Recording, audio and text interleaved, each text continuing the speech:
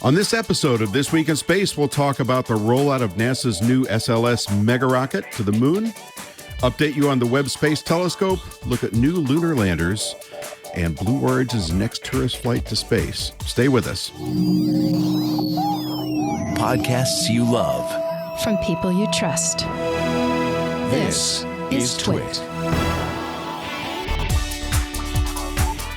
This is This Week in Space, episode number 4, recorded on March 25th, 2022. The Behemoth emerges. This episode of This Week in Space is brought to you by Blueland. Sometimes in order to go green, you've got to get blue. Blueland, that is. Blueland was founded on the belief that a cleaner planet starts by reducing waste while creating powerful, effective cleaners for your entire home. And you can get 20% off your first order when you go to blueland.com/space.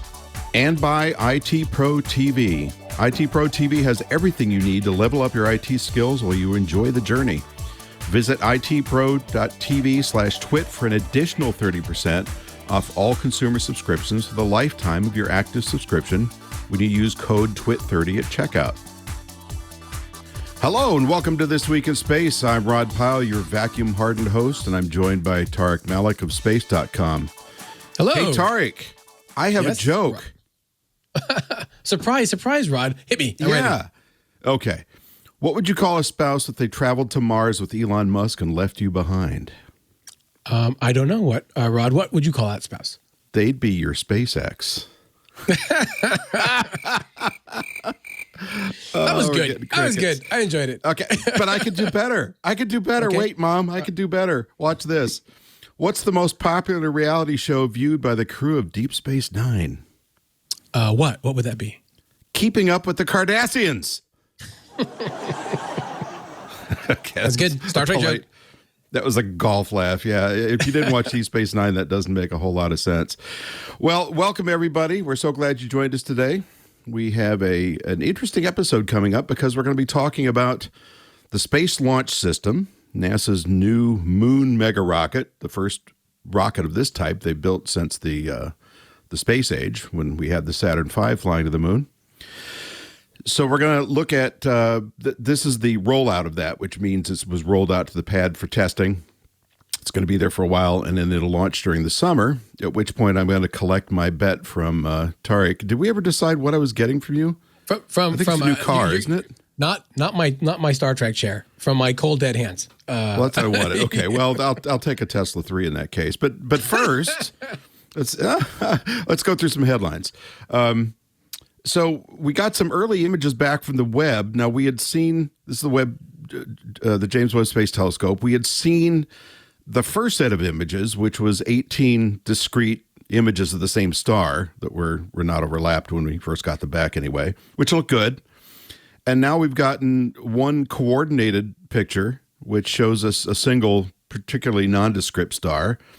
And it was pretty cool. It had a lot of diffraction on it, but that's to be expected. And I guess the important thing is that they were aligned and in focus, right? Yeah, I mean, this is I guess maybe people might be tired of hearing it, but it's just another success story for what is the most complicated piece of space telescope engineering humanity has ever built. And they seem to be making progress. Yeah, it wasn't their first target star. The scientists aimed all of the 18 mirrors at this one star, that's a sun-like star that was 100 times fainter than what we can see with our own unaided eye. It was a different star, but the new image that they took it had the prettiness of the star, but then you saw stars in the background too, and it kind of really showed off that everything was working. And now they're moving on to other instruments, not just the camera and its detector, but all those other kind of meaty infrared stuff that's supposed to push back the veil of time and reveal those first galaxies and stars and whatnot from the days right after the Big Bang. So pretty exciting stuff there. That's a very journalistic phrase you just tossed in there. Push back the veil of time. I like that. And people will note, and I'm sure most listeners know this already, but we keep talking about it was in focus, like that's something that we wouldn't expect. And we do expect that, but I think two things contribute to that. One is the difficulty of aligning those 18 mirror segments, because we're talking about, percentages of the width of a human hair of accuracy. But of course, not to trod too much on old territory, but we had the Hubble Space Telescope a couple of decades ago that went up and was deployed by the space shuttle, and the door opened and we got those first images back, and they were kind of soft because somehow the mirror hadn't been configured correctly. Spherical aberration, right? Spherical aberration. It had a spherical aberration. But, and great hay was made of that. And the poor guy that was in charge of configuring the mirror actually got death threats and so forth. But we're talking about tiny, tiny amounts of differential between what would be ideal and what was actually flown. So ultimately, as corrected, they inserted a correcting lens and everything was fine. But for those first number of months, it was a sad time, because it's one of those basic things. If you're building a telescope, you make sure it's in focus, So this one is, which is great. It is. In fact, NASA's top chief of science missions, Dr. Thomas Zurbuchen, said that of all of the sleepless nights he's had and all the worries for this mission, that they're all behind him now. So, clearly there's still, the James Webb is not operational yet, but right. They've gotten through every single milestone that they had to get through to turn everything on. And they seem to be a bit more comfortable with where things are going. So, the big question here is, what will that first science target, what we're seeing are test targets now, test stars, not a science target to learn something new about the universe. And NASA is still keeping that under super secret wraps. And that'll be an interesting news cycle, because it's going to go hot and start doing its investigative work probably in the same general time window as the SLS launch. Yeah, around the summer, like late May, maybe June. Well, I think May for James Webb, because they seem to be proceeding at pace, like pretty clockwork with a lot of their commission. They said it was going to take 6 months. They seem to be a little bit ahead of schedule on all of that, and so we may get early photos, but if they're going to do a science study, it's going to take some time. They're going to point the telescope for hours or even days at a certain place, depending on the structure. They actually have mapped out all of the science that they're going to do with pretty good precision, because they had a big call in the years leading up to launch for studies, and they were all independently reviewed and whatnot. So they know what they're going to look at. It'd be nice if they would share that with the rest of us. But I guess it's like a summer present for us to look forward to. Well, I'm hoping that the PAO, the Public Affairs Office, decided to do, or at least encourage them to do, something fairly simple up front so they can get an image back quick, because we'll all be tapping our toes the second that goes hot. Yeah. All right. So next just up, really quickly, I would just point out that Jane Rigby, the operations project scientist for Webb, did say that the targets have been chosen for the super secret first images, and so that was all she said. She says that they've got more than a year of science booked already, but we just have to kind of wait on pins and needles until they release that first really nice picture. Well, the thing that really impresses me is that you got Thomas's last name correct, because there's probably 3 journalists out there that know how to pronounce that, and I struggle with it a bit. Zurbuchen, right? I believe so, yes. Yeah. Doctor. Okay. Dr. Z. More Smiths and Johnsons. Next up, we have the lunar lander doppelganger. So we had a bit of drama a little over a year ago when NASA selected SpaceX as the primary company, at that point, the only company, to begin working on a lunar landing system. So we've got the SLS moon rocket, which we're going to be talking about in a couple of minutes, and we've got the Orion capsule, and all that's great. That gets you off Earth, takes your crew off Earth and out beyond Earth orbit into lunar orbit. But you got to get down to the lunar surface. And during the Apollo program, of course, we used the lunar module for that. We don't have any more lunar modules, so we needed something new. So a couple of years ago, NASA opened up a competition to industry saying, okay, give us your best shot on building a lunar lander. And 3 groups submitted to that, at least for the final round. And 2 were supposed to be selected, but due to underfunding from Congress, thank you very much, we ended up with 1 selection, which was SpaceX, which was understandable since they came in at, as I recall, about half of what the nearest competitor came in at. And they're going to use their Starship rocket, by the way, their ginormous rocket. So, yeah, which is a weird match, because you've got You've got the Orion capsule carrying up a handful of astronauts ultimately that are going to transfer to this enormous vehicle that could probably carry 60 people down to the surface if it wanted to, but that's okay. I mean, as long as it works, that's great. But there was a big hue and cry. And as we reported before, Blue Origin in particular, Blue Origin and the other company, who was the third company? Well, so Blue Origin led kind of a team of the group. It was Blue Origin, Lockheed, Northrop, and Draper, and that was their national team. And then the third entry was Dynetics.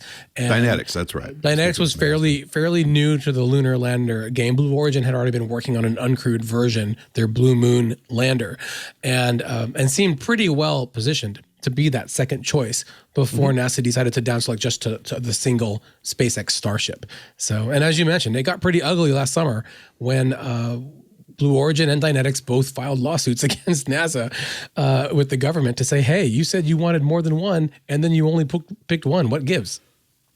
Well, so they complained, they filed a formal complaint first, and that got ultimately rejected after a few weeks, and then they sued in federal court. That's right. That's right. And that took longer.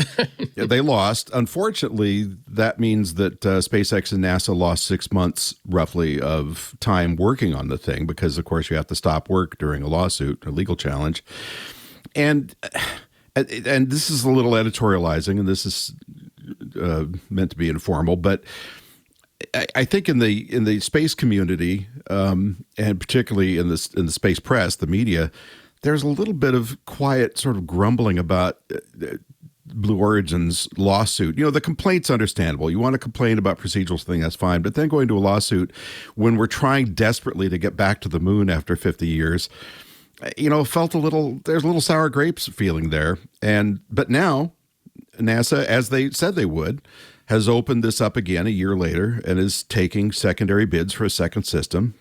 A, because that encourages competition, and B, because as we've seen in other instances, it's good to have more than one way to accomplish something. And just an example, before I toss this to you, we've had SpaceX delivering crews to the space station for a while now. Boeing was supposed to be doing the same thing with their Starliner, but they had a test flight that was not entirely successful in terms of rendezvousing at the space station, which it was unable to do. And then they're going to have a second test flight, but they had a problem with valves, an odd thing, on the Starliner capsule that wouldn't open when prompted.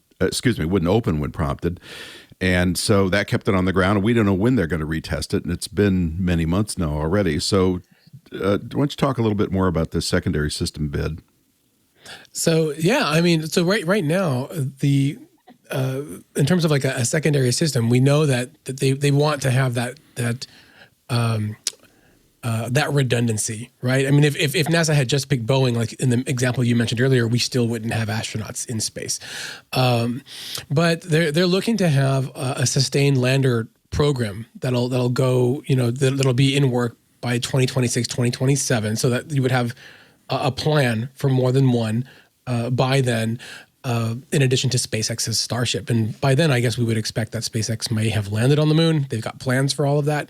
And Blue Origin has already said that they're kind of putting up their bid to get in there. So this is part of NASA's plan to make Artemis not a one-off, not to kind of go the Apollo route where you have, a dozen or so missions, but then that's all you get. NASA really wants to make the case that they are in it to win it, and they're there to stay at the moon with all of their partners. And so they're opening this round for a second company to do that. Now, if Blue Origin's national team gets back together, then you'll have kind of several different providers all working together on a single lander. Blue Origin had pitched basically a combined habitat version, like the habitable module built by Northrop, and the lander part was powered by Blue Origin engines, and Draper would handle a lot of the logistics and the software for everything.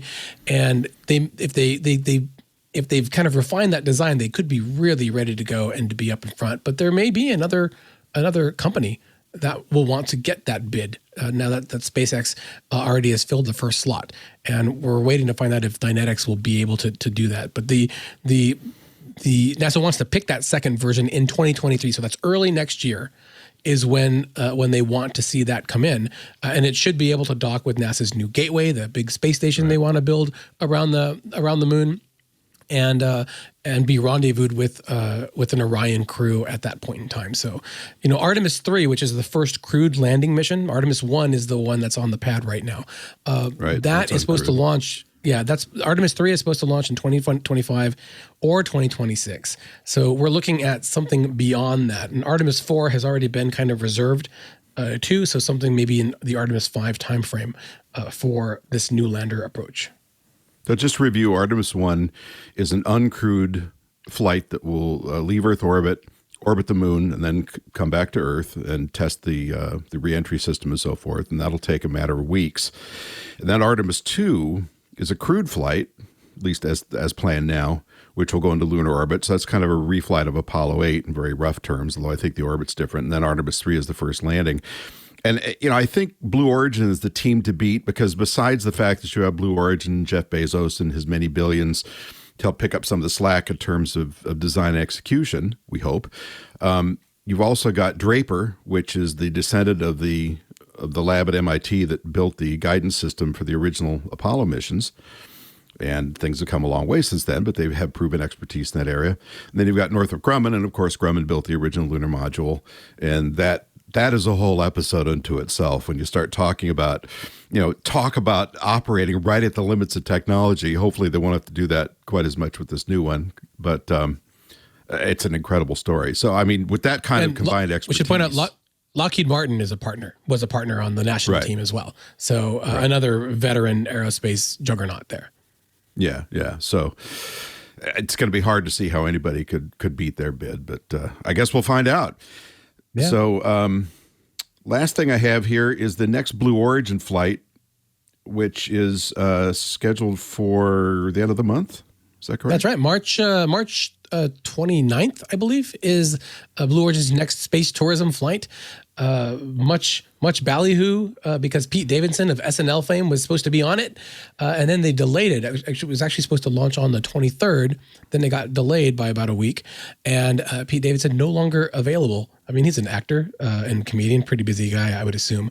And so now he is not. What kind of role do you have to turn down a flight to space? I mean, really? Well, yeah. Unless it's the next Gone with the Wind or something. We should point out this is a free flight. So Pete Davidson, just to be clear, is not the only person launching with Blue Origin.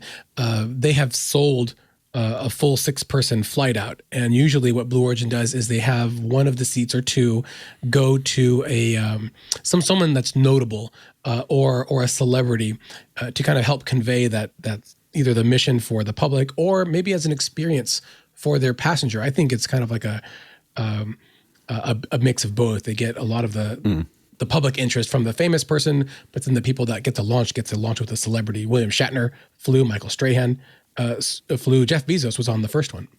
So this flight was free for him, and I guess he just had to turn it down because of some other kind of conflicts. But I should point out that they replaced Pete Davidson with Gary Lai, the chief architect of Blue Origin's New Shepard system. So he gets to kind of ride the machine that he oversaw, like his baby, if you will. And they'll be launching with 5 other people, Sharon Hagel and the founder of Space Kids Global, and Mark Hagel, her husband and the CEO, and Marty Allen and Jim Kitchen, other folks, and George Neal, which is also really interesting. The former FAA official who spearheaded a lot of commercial space flights. So kind of another person who helped shape private spaceflight is now seeing the benefits of that himself firsthand. So, and it should be exciting. I just want to say though, when you're dangling a $500,000 ticket out there, they could have called us, okay? And since you took that 0G flight way back when, which I'm never going to let you forget, I came up, I was tangentially involved with the story. I wasn't expecting anything, but I thought, ooh, maybe. And then I heard Tariq's taking it, which of course makes all kinds of sense. But since that was the case, I should have gotten this one. Just putting it out there, in case anybody's listening If Blue Origin calls you, Rod, you are more than welcome to accept them. I would just like first dibs on that story is all I'm saying. Well, of course, but if they call you, I know you'll send them my way. Okay, I'm not going to give you a chance to respond to that. So we'll be back in a few minutes to talk about the fabulous rollout of the SLS Megarocket after this word from our friends at Blueland. This episode of This Week in Space is brought to you by Blueland. Did you know that an estimated 5 billion plastic hand soap and cleaning bottles are thrown away each year? And as if that's not bad enough, each bottle can comprise more than 90% water. That's a lose-lose situation for the planet. Plastic has been found in all marine turtles, almost 60% of whales, 36% of seals, and 40% of seabird species examined. By 2050, scientists estimate that the ocean will contain more plastic by weight than fish. So it's time to start creating a cleaner planet from home. Blueland's idea is simple and beautiful. Buy the bottle once and refill it forever. No more plastic waste. The only thing you need to discard is your outdated idea that eco-friendly products are more expensive and less effective. Because they're not. You just fill Blueland's beautiful Instagrammable bottles with warm water, pop in one of the hand soap or spray cleaner tablets, and within minutes, you have powerful cleaning products in the most incredible scents you can imagine, such as iris agave, perrine lemon, and lavender eucalyptus. From their best-selling Clean Essentials kit to their hand soap duo and plastic-free laundry and dishwasher tablets, Blueland is something for every inch of your home. And now, backed by popular demand, is Blueland's toilet tablet cleaner. Get it before it sells out again. Blueland's stunning high-quality forever bottles start at just $10 when you buy a kit and are meant to be reused forever with money-saving refill tablets that start at just $2. A few years ago, I was shooting a World War II documentary out in the islands of the Central Pacific. And one of the things I was not expecting was to walk out on the beach of this island and find it covered with plastic debris. And when I say plastic debris, I'm talking about 20 feet from the surf line up to where I was standing and almost a foot deep.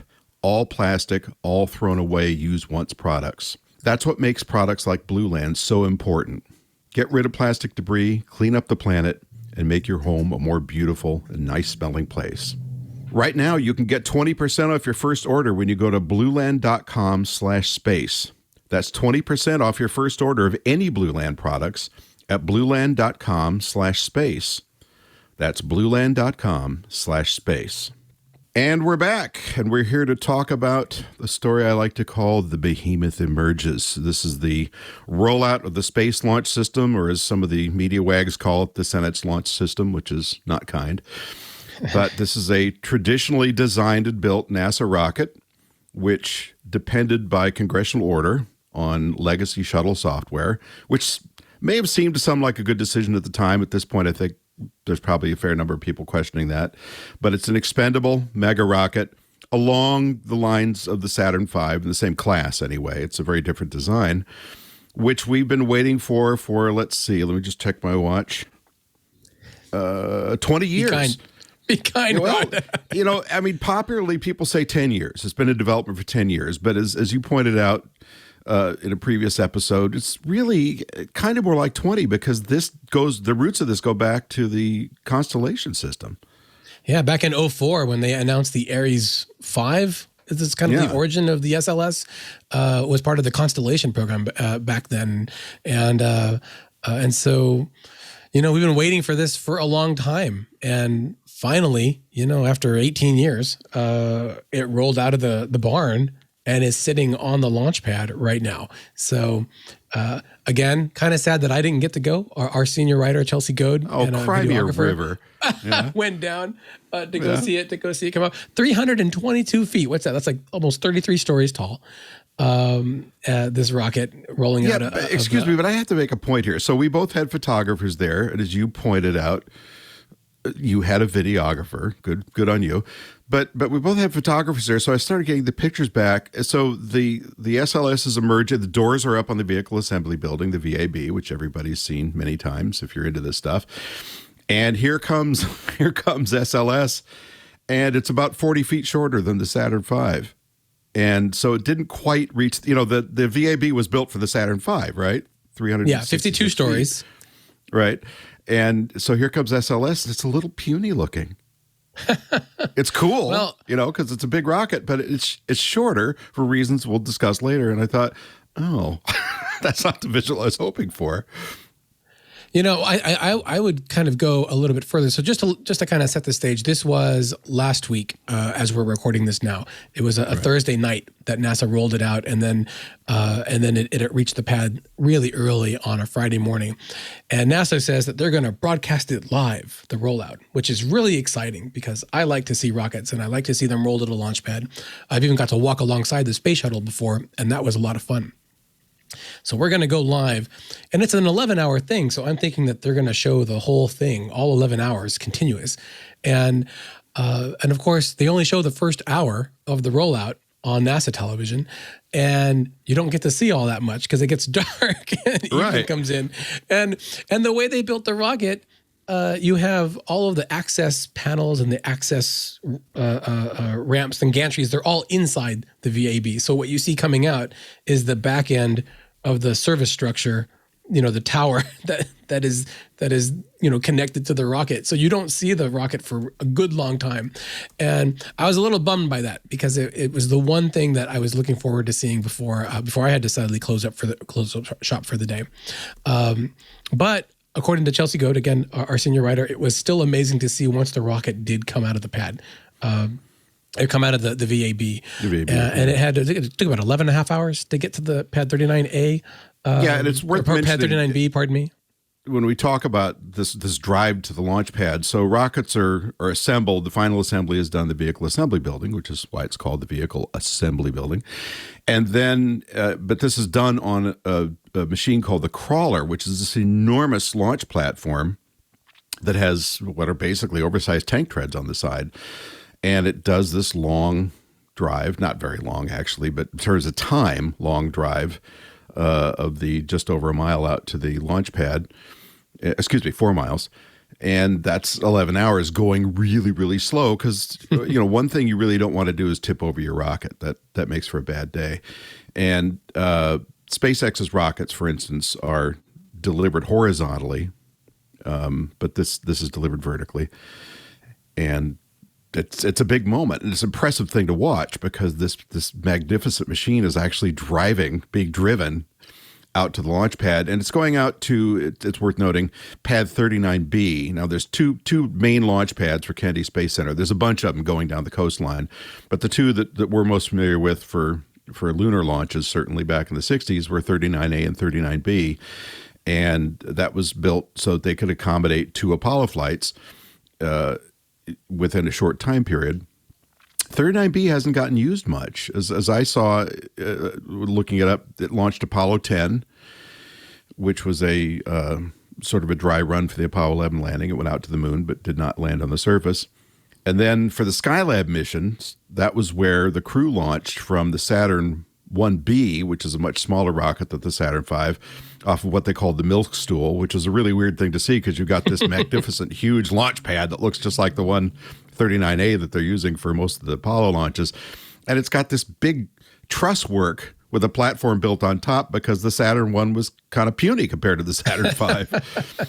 And then they launched a couple of shuttle missions from it, and the Ares 1 test, which was basically a solid rocket booster from the shuttle days with a capsule on top, which was not entirely successful, but that's another story.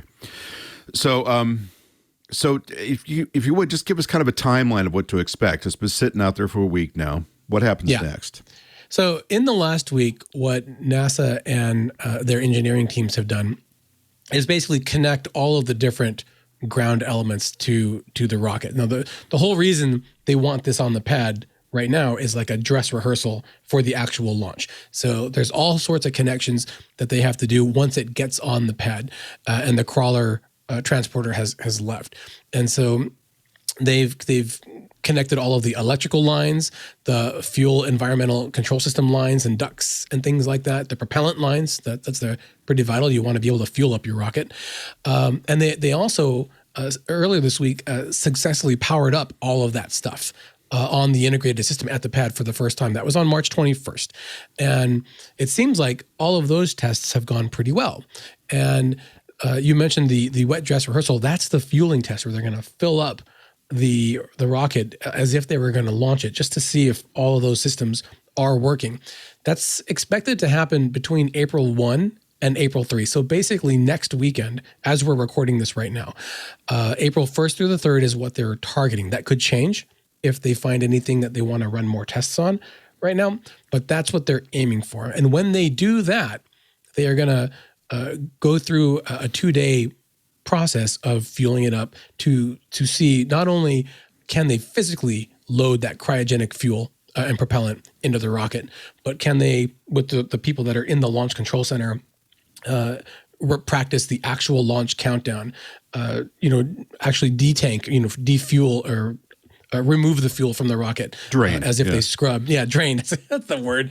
So they're going to go through like a whole dress rehearsal and then back out of it as if they had to try again to make sure that everything is okay. And once they're happy with that, they're going to roll it off the pad and go back into the vehicle assembly building for final checkouts. NASA did say that they expect to be on the launch pad for about a month. And that's gonna bring a couple of really interesting things to mind, because on around the same weekend as dress rehearsal, SpaceX is supposed to launch a private mission to the space station from the neighboring pad. So you could see a commercial vehicle launching astronauts and NASA's next rocket to launch astronauts on the pad at the same time in the same spot. That's going to be a sight to see too. And that's another thing that I personally am looking forward to, because it's kind of like not a changing of the guard, but so much as like a new generation of two different agencies like that can get to space that we're going to be able to see. And I think it's going to be really striking to see that. Yeah, and that launch that you're talking about that's happening at the same time that they're doing these tests out on 39B, the launch of 39A is the AX-1 launch.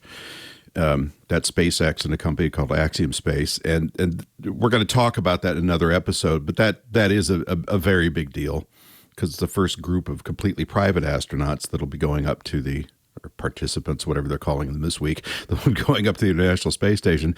I just want to add a note about detanking rockets or defueling rockets. That somebody asked me I was on a call-in radio show, I don't know, a week or two ago. Somebody said, well, why would they want to take the fuel out of it if they're getting ready to launch? And of course, because it's cryogenic fuel and it boils off very quickly as it heats up.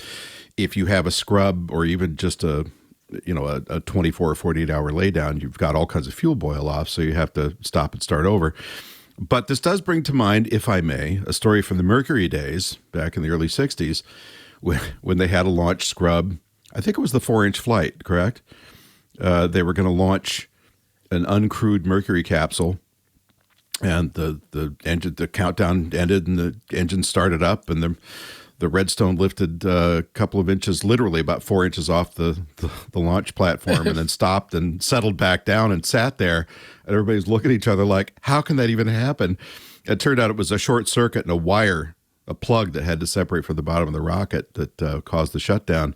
But then they had this fully fueled rocket, and this is in the analog days. This is before computers, so they had timers on board that were set to do all these procedures. And it's sitting out there like a fully fueled bomb ticking away, and the plug's unplugged, so there's nothing they could do. So they're looking at each other like this was the contingency we had planned for. So as they're trying to figure out, okay, how do we safe this thing so we can defuel it and try again once we've checked everything? And the short version of this is Chris Kraft is listening to his German engineers down the front row talking over options.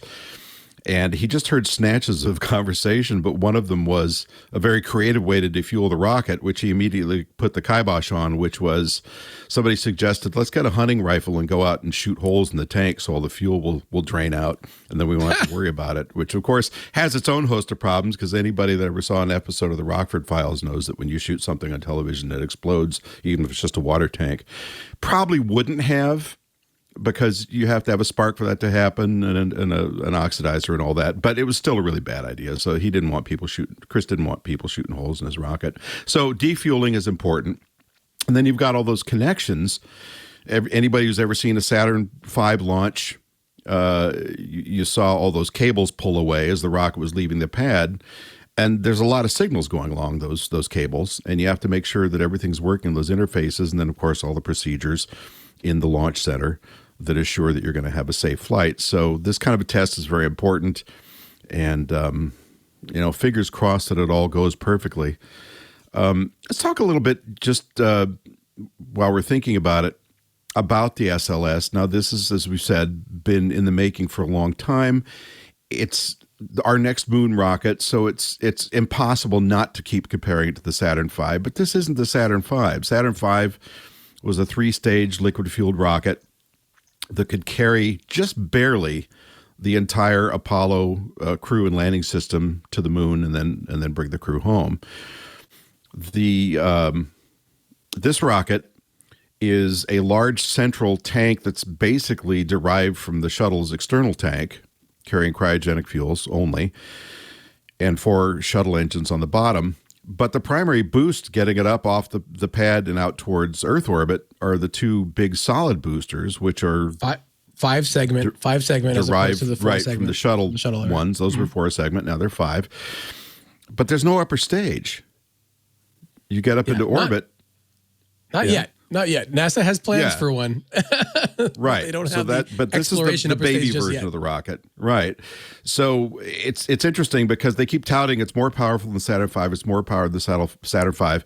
And leaving the pad, it is more powerful than the Saturn V by, I think, something like 750,000 pounds of thrust. But it actually can't carry as much weight out to lunar distances in this version. Because of the configurations of the stages and the fact that it's kind of underpowered on that final stage behind the capsule, right? Yeah, NASA has 2 different kind of flavors of the Space Launch System that they've developed. There's the Block 1, which is what we're seeing on the pad now, and then there's the Block 1B, which is the one that is supposed to have a new, more powerful upper stage, the Exploration upper stage, which is supposed to be able to carry hefty payloads to the moon, spaceships like Orion to the moon, maybe elsewhere. For deep space missions and whatnot.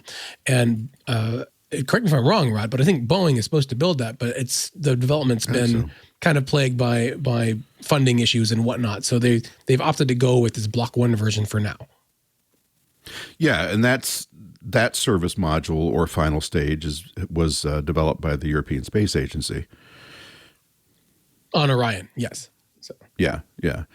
So, it's kind of hard to do this math. And we had an article in Ad Astra a couple of issues ago where one of my favorite writers, John Cross, was teasing all this out because I think for a lot of us, it's like, well, how can this thing be that powerful and not get out to the moon? And then he clarified, the fact that it has this less powerful upper stage.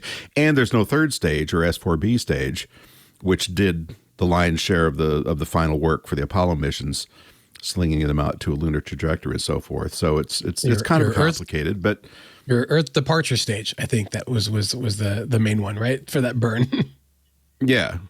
So so it'll get there, but one more problem that deserves a little bit of conversation is this is not an inexpensive rocket.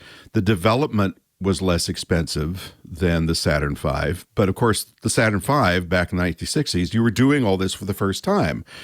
And big rocket engines, the big rockets don't just scale up from little rockets. You find there's all kinds of complexities in going from something the size of a Titan or an Atlas up to a Saturn V. So it's not a surprise that the Saturn V cost a lot of money back in the 60s in adjusted dollars, I think close to $30 billion. Whereas so far in SLS, they've spent $23 billion. But what's really vexing is now we're talking about $2 billion in 2022 dollars per launch, whereas the Saturn V in adjusted dollars was about. There's all kinds of different figures because there's different ways of figuring out that number, but about 1.3 billion at most, maybe less. Yep. The advertised price per flight was $500 million, but it was actually more than that by the time you add everything up.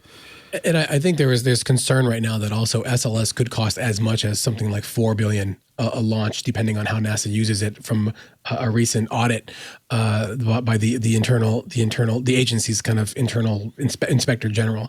So there is concern now. $2 to $4 billion was an average flight for the space shuttle too, because of how often that they used it, and so just to put that in perspective, that's if you amortize everything, right? Exactly. Yeah. So, but these rockets for SLS are going to be different going forward. So the first few will use a lot of legacy stuff, like the engines that NASA has from the shuttle program and whatnot.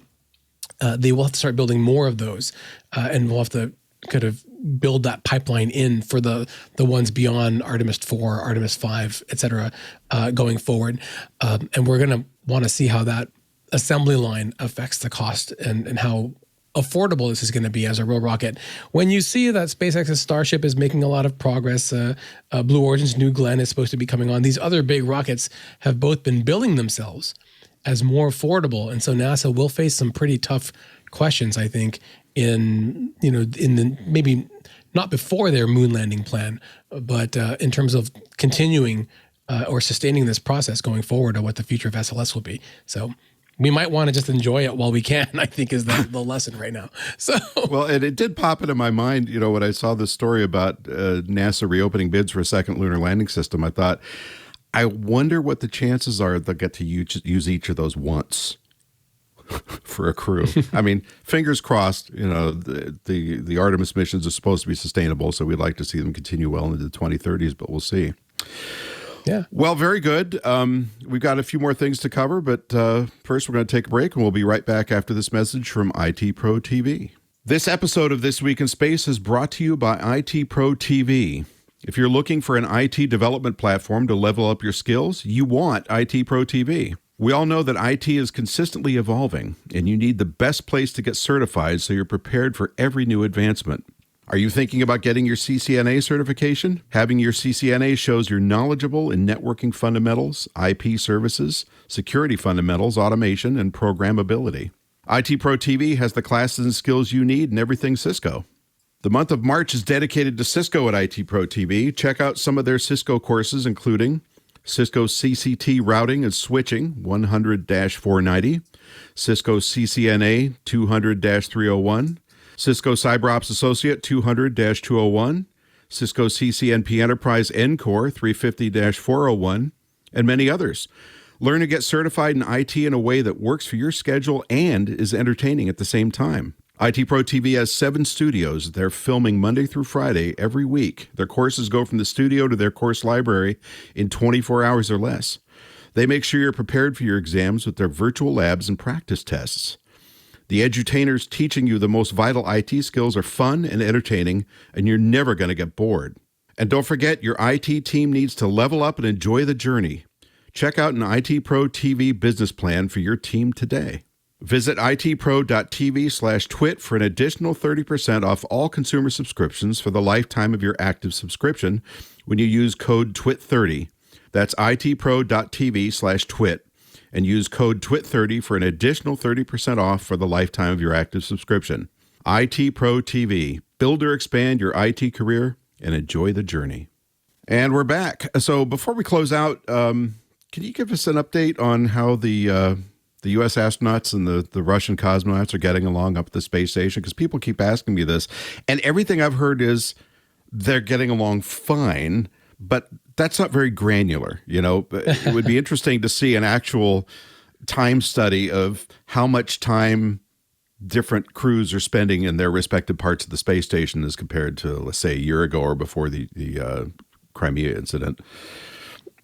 Well, as far as we can tell, Rod, things are continuing as normal on the International Space Station. There's 10 people up there right now. That's more than last week, and that's because Russia did launch 3 new cosmonauts to the International Space Station.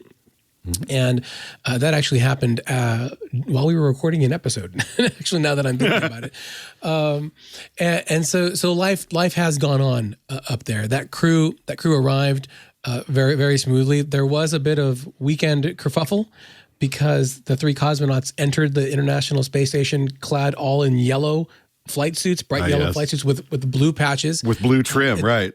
Exactly, which are coincidentally the colors of the Ukrainian flag, which sparked an online, like a media tempest. And I will say that Space.com did also write that story, asking, is this a veiled message of support for Ukraine, or is it not? Now, all 3 cosmonauts went to a certain university in their education. Those were the colors of their university, and Roscosmos really vociferously made that case that this was something that they'd been planning to wear for months, because it takes 6 months to build to make these flight suits. So everyone is reading too much into it. Since then, there's been a spacewalk on the space station by NASA astronaut Raja Shari and European Space Agency astronaut Matthias Maurer. That went off swimmingly as well. And on March 30th, another Soyuz that's already at the station will come back home with the two cosmonauts and NASA astronaut Mark Vande Hei. That's been a question. People have been wondering, will the American astronaut come home on the Russian spacecraft? NASA has said yes. Roscosmos has said yes. And that seems to be all proceeding as normal. So far, everything's just been going by the books as part of this partnership. And NASA has said several times that their Russian counterparts and U.S. counterparts are working very professionally. Nothing really much has changed there, despite a lot of the rhetoric that we've been seeing from Russia's space agency chief Dmitry Rogozin. A lot of bombastic language there, but when you get behind the scenes, everything's going just as you would expect it to go. Well, I will add, I did see one quick quote. I don't know if it was from Rogozin directly, but from the Russians when they were talking about the color of those flight suits, saying, hey, we had a lot of extra yellow cloth lying around, and that's just what we decided to use. And then I think the story you've given us is hopefully more accurate. Came out later, right? Actually, one of the cosmonauts on the space station wearing those flight suits said that as like a joke, And Roscosmos also has mentioned that the cosmonauts that arrived did voice support for Russia and whatnot. Those were through Telegram, which is the social network. I can't actually confirm a lot of those because I have not been able to see those messages by the cosmonauts themselves. But Russia was very, very quick. Roscosmos was very quick to kind of push back against the flight suit controversy that popped up over the weekend. Just one of those amazing coincidences. Read nothing into this. Ignore that man behind the curtain. All right. Well, I should just really quickly just to point out that when Mark Vande Hei does come back on the Soyuz space capsule, he will land like all Soyuz crews do. Russia lands their Soyuz capsules in Kazakhstan on the steppe. It's kind of a remote part that's very desolate, and they do that because there's not a lot of people there. There's very little risk, and the Soyuz capsules do land on land there, and then Russia will have their own recovery teams with off-road vehicles, with helicopters. They swoop in as soon as it comes back. They pull the crew out of the capsules, and then they each get taken back and go through medical checks and whatnot. NASA has flight surgeons. They have their own people on those teams. It's not just Russian officials, and they are all in place according to the Johnson Space Center and whatnot. So just to let people know, that's kind of the process to expect. You'll see there'll be a send-off ceremony when they undock. A few hours later, they'll parachute down onto the steppe. These recovery teams are really fast, usually when they get there, if everything goes nominally. They'll see Mark Vande Hei and his crewmates get pulled out, and then they go back to a staging area. There's usually like a welcome ceremony. We'll see how festive that welcome ceremony is, given kind of everything that's going on. Yes. But then after that, Mark Vande Hei will be returned to the United States, and the cosmonauts go back to Star City and to Moscow for debriefing. Yeah, and just to accentuate that last point, there will be a Gulfstream jet standing by to bring Mark Vande Hei home. That's right. Because we want to make sure he comes home. All right. Well, thank you, everybody, for listening to another episode. We'll be back next week with a conversation about the Axiom AX-1 space flight with SpaceX. If you want to send us feedback, you can do so at twis@twit.tv. So good, bad, indifferent, or inflammatory. Send us your comments, and we'll be sure to pay as much attention to them as we want to.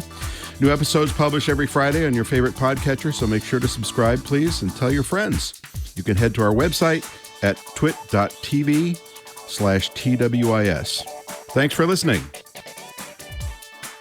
Listeners of this program get an ad-free version if they're members of Club TWiT. $7 a month gives you ad-free versions of all of our shows, plus membership in the Club TWiT Discord, a great clubhouse for TWiT listeners. And finally, the TWiT Plus feed with shows like Stacy's Book Club, the Untitled Linux Show, the Giz Fizz, and more. Go to twit.tv/clubtwit, and thanks for your support.